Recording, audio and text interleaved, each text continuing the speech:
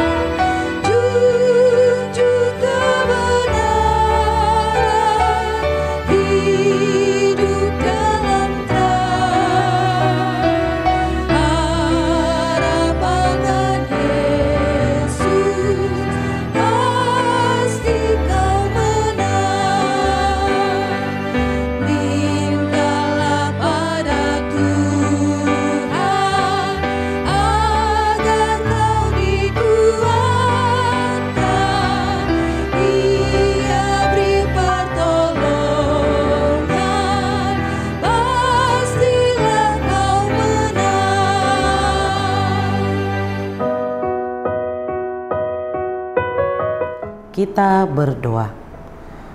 Kasih karunia dan damai sejahtera dari Allah Bapa kita dan dari Tuhan Yesus Kristus menyertai kamu. Amin. Nas kita untuk hari ini dari 2 Korintus 6 ayat 14. Janganlah kamu merupakan pasangan yang tidak seimbang dengan orang-orang yang tak percaya. Sebab persamaan apakah terdapat antara kebenaran dan kedurhakaan? Atau bagaimanakah terang dapat bersatu dengan gelap? Demikian firman Tuhan.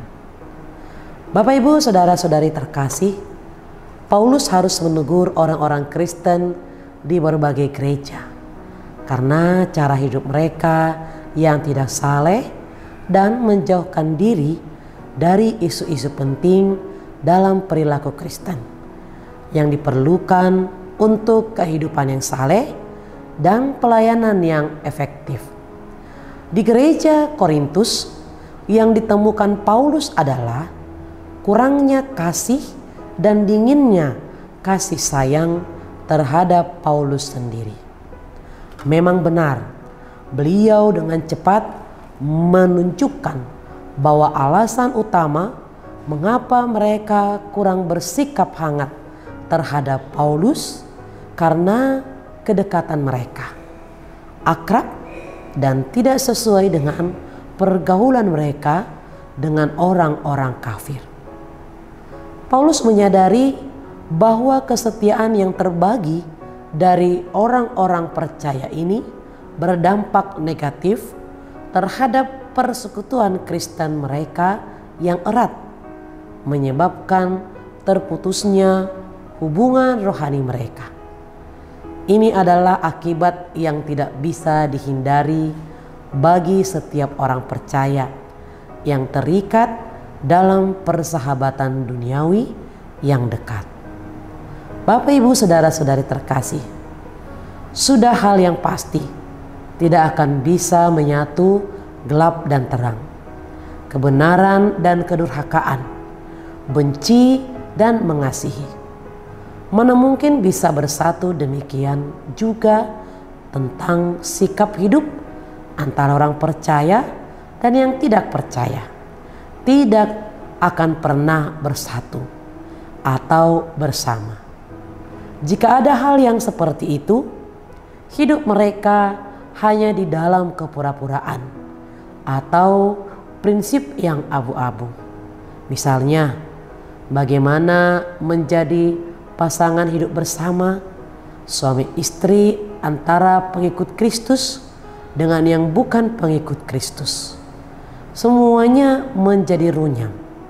Hidup yang runyam adalah hidup yang tidak memiliki prinsip. Makanya, prinsip hidup seseorang harus jelas, ya atau tidak. Tidak ada istilah kompromi dalam iman.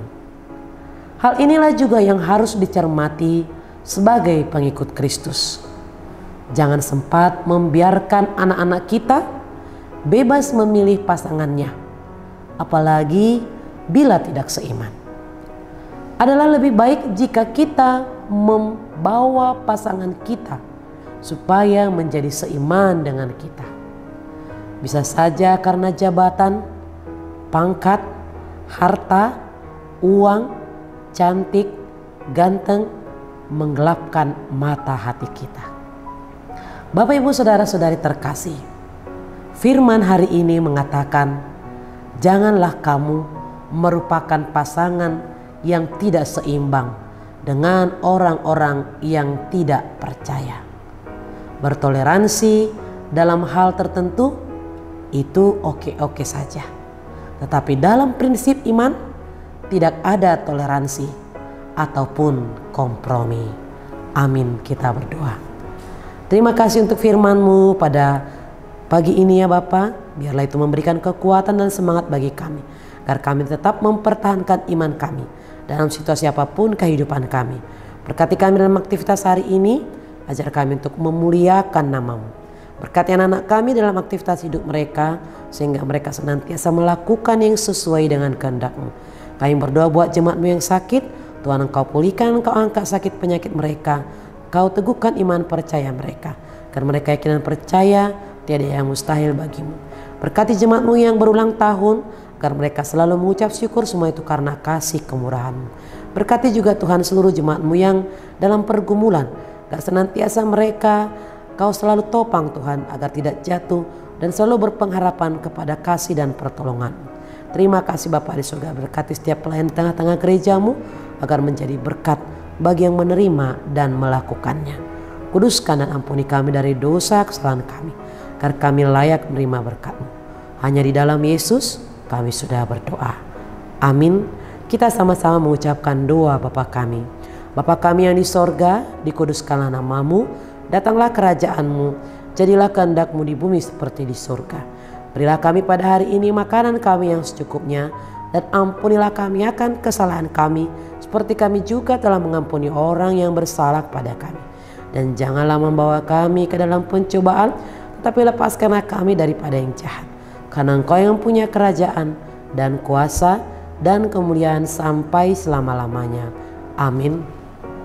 Anugerah daripada Tuhan kita Yesus Kristus, kasih Allah Bapa dan persekutuan Roh Kudus, itulah yang menyertai kamu. Amin.